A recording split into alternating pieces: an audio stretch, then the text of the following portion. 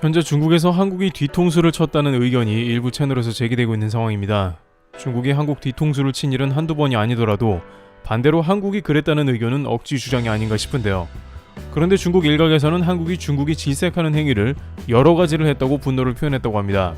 실제 한국에서조차 국제사회에서 중국의 예상을 깬 사이다 행보를 보였다는 의견도 제기되고 있습니다. 현재 국제사회에서 중국은 유독 다양한 문제와 긴장을 유발시키고 있는데 갑작스럽게 한국에 대해서 크게 위협을 느끼면서 한국 보고 경거망동하지 말라는 두 가지의 이유가 있다는 소식이 들려옵니다. 첫 번째, 한국, 중국 제외, 희귀자원 확보 시작. 우선 최근 한국은 중국으로부터 다양한 위협에 노출되면서 중국을 크게 불신하는 상황이 펼쳐집니다.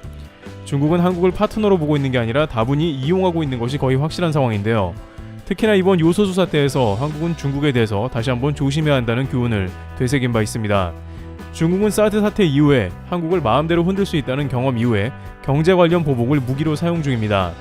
하지만 코로나 사태 이후 중국은 한국에 유독 친근감을 표시하면서 파트너 국가로 치켜 세우는데요. 특히 코로나 발생 초기에 느닷없이 한국은 중국처럼 방역을 잘하는 세계의 모범이 된다는 이웃 국가라 했으며, 또한 코로나 때 마스크를 주고받으면서 어려울 때 돕는 친구가 진짜 친구라면서 한국을 끌어들였습니다.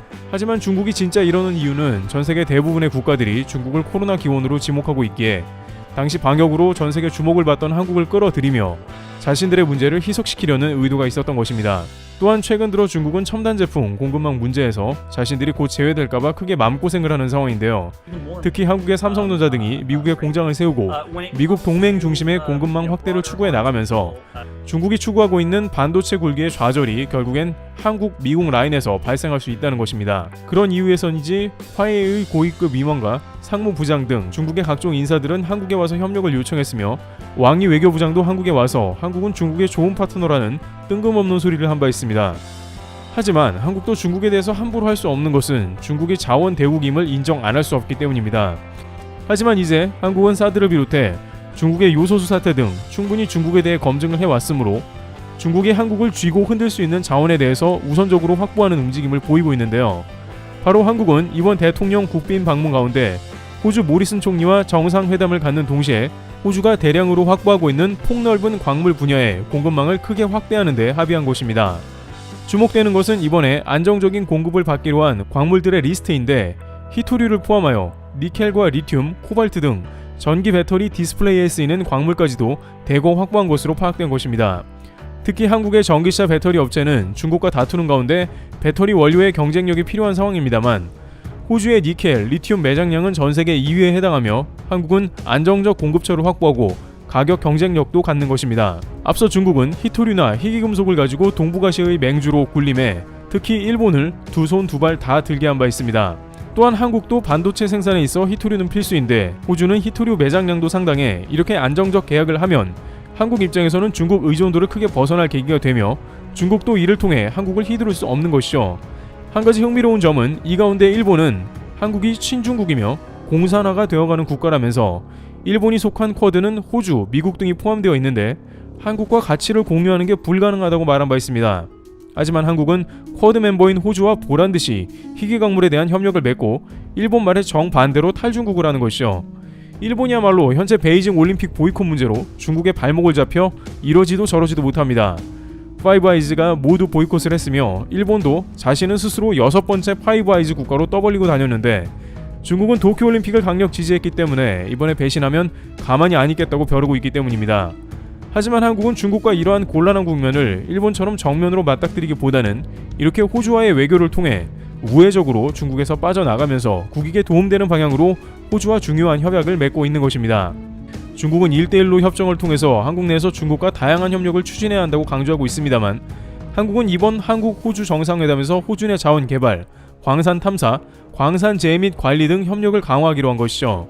하지만 중국 입장에서도 한국에 대해 할 말이 없는 것이 자신들은 석탄을 비롯해 요소를 수출 통제하고 있는 국면으로 중국 자원은 중국에서 모두 쓰겠다고 나오고 있는 것이므로 한국이 다른 나라와 자원 개발을 하겠다고 하는 것에 대해 간섭할 아무런 명분이 없는 것입니다. 중국 전인대에서는 이제 히토류를 무기화하겠다고 공식 문서화했습니다.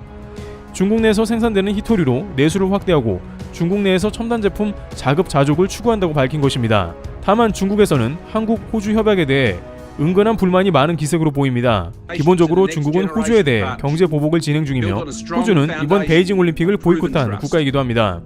따라서 한국도 반중국 정서를 보이는 호주와 협력이 깊어지는 자체에 대해서 주시하고 있는 것이죠.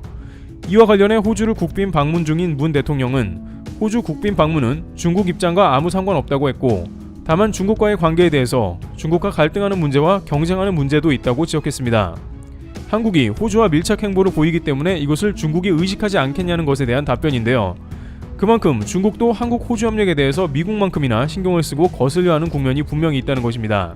그런데 이것이 문제가 아니라 중국은 그 다음 한국과 호주의 행보에 대해 더욱 충격받은 국면이라 하는데요. 두 번째, 한국, 호주와 대대적인 군사협력. 중국이 호주를 크게 신경 쓰는 이유는 지금까지 미국을 제외하고 많은 국가는 중국을 회피하는 모습을 보였는데, 유독 호주는 중국에 대해서 맞펀치를 구사하면서 오히려 중국을 굴복시키는 모습을 보였기 때문입니다. 호주의 석탄이나 철광석 등 중국은 호주에 기대고 있는 자원이 많아 막상 중국이 먼저 떨어져 나간 것입니다. 그런데 중국은 또 한 번 놀라게 되는데, 바로 호주가 미국과 함께 군사동맹 창설 멤버가 되어버린 것입니다. 게다가 미국은 호주의 핵잠수함을 빌려주고 새롭게 건조까지 해주는 협약을 맺으며 오커스를 창설했습니다. 핵잠은 자막 능력이 사실상 무한대이기 때문에 호주에서 중국까지 얼마든지 위협을 가할 수 있는 요소입니다. 따라서 중국은 안 그래도 호주의 매운맛을 봤는데, 여기에 군사적 요소의 추가는 또 다른 문제라는 것이죠. 게다가 호주 의회를 비롯해서 호주 국방부는 중국에 대해 매우 강경한 자세를 연일 보여주고 있습니다. 그런데 이 상황에 한국이 호주에 무기를 대량으로 판매하러 갔다는 소식이 들려오게 된 것입니다. 우선 세계적으로 너무나 유명한 K9 자주포가 호주에 1조 원대가량으로 판매를 확정지은 모습입니다. K9 자주포는 관련 카테고리에서 제품의 우수성을 인정받아 전세계 점유율이 50%에 이르고 있습니다. 이미 호주는 한국을 작년 9월에 우선 협상 대상자로 선정했으며 한국 방산 제품에 무한 신뢰를 보여줬습니다. 호주 국방부 획득관리단은 호주 모리슨 총리와 함께 해당 제품에 관한 계약을 하며 한박 웃음을 지었습니다. 호주는 이것으로 전세계 8번째로 K9 자주포를 운영하는 나라가 되며 방산 한류에 탑승한 모습입니다. 구체적으로는 30대의 K9 자주포와 15대의 K10 탄약 운반 장갑차가 계약된 액수로 밝혀졌습니다. 특히 하나디펜스의 K9 제품은 한번 구매한 국가들은 성능에 놀라 추가 구매를 서두르는 제품이기도 합니다. 따라서 호주는 이번 1조 원 구매 이후에도 한국의 K9을 지속적으로 구매할 주요 고객이 된 셈입니다. 곧 레드백이나 다른 자원들도 호주에서 구매를 고려 중으로 더욱더 호주와 방산협력은 가속화될 것으로 관측됩니다. 중국 일부 채널에서는 호주 자체가 대륙이긴 하나 거대한 섬나라로 자주포가 필요 있겠냐는 말이 나오긴 합니다만, 호주는 한국 6.25에도 파병하는 등 해외 파병을 하는 데다 최근 중국 견제용으로 육군도 양성하고 있는 타이밍입니다. 이번에 미국의 핵잠을 받은 것도 호주의 해군 공격력을 대폭 늘리겠다는 움직임으로 보이는 것입니다. 여기에 장차 한국이 보유하고 있는 장거리 순항 미사일이 호주에 납품될 가능성도 없지는 않습니다. 이미 한국 누리호 발사를 통해서 해당 발사체가 호주를 뛰어넘어 호주의 남쪽 바다 어딘가에 떨어졌음을 보여줬고, 이는 반대로 호주에서 한국 장거리 순항 미사일이 중국까지도 충분히 닿는다는 이야기도 되는 것입니다. 일부 한국 누리꾼은 미국 핵잠이 호주에 보내지고 한국의 현무가 탑재되는 것도 좋은 그림이라는 등 의견을 내는데, 흥미로운 가정이긴 합니다만 한국의 현무를 비롯한 중장거리 순항 미사일이 호주에 갖춰지면 이는 중국 대비용인 것이죠. 따라서 중국 입장에서는 한국이 호주와 군사교류가 깊어지며 결국 한국이 판매하는 무기가 중국을 위협하게 된다며, 일부 채널은 한국은 위협적인 무기를 갖추고 또는 중국에 판매해서는 안 된다는 궤변도 나오는 것입니다. 호주 입장에서는 한국의 자주포도 물론이거니와 장거리 순항 미사일은 더욱 군침도는 제안일 것입니다. 여러가지 면에서 호주와 한국은 군사적 교류와 궁합 면에서 매우 잘 맞지만 중국은 질색인 것입니다. 결국 한국이 보유하고 있는 최첨단 무기가 중국의 매우 위협적인 하나의 요소가 될 것이기 때문입니다. 하지만 기본적으로 호주는 중국과 매우 큰 차이가 있으며 중국이 따라올 수 없는 근본 한계가 있는데요. 모리슨 총리는 이에 대해 호주와 한국은 유사한 입장이고 같은 민주주의 국가라고 말하면서 각자 국익에 부합하는 국방 관련된 결정을 내려야 하며 첨단 기술, 경제 분야에서도 그렇다고 했습니다. 즉 중국은 애초에 민주주의 국가가 아니기 때문에 한국과 근본적으로 가까워질 수 없는 것인데, 최근 중국은 이러한 국면을 느꼈는지 동남아 국가들의 중국식 민주주의로 하나가 되어야 한다고 말합니다. 그러면서 중국은 아세안의 교류는 평등하고 서로의 차이를 인정하며 이는 중국 특색 민주라고 했습니다. 바로 이것이 국제관계의 민주화의 중요한 내용이며 중국을 중심으로 동남아가 뭉쳐야 한다는 것입니다. 동남아는 중국의 1대1로 자금이 많이 투입된 곳으로 자신들의 영향력을 키우고 중국식 민주주의를 하자는 것이죠. 또한 미국을 대항해서 아세안 국가들을 중국 편으로 규합하기 위해 이러한 행동을 하는 것으로 보입니다.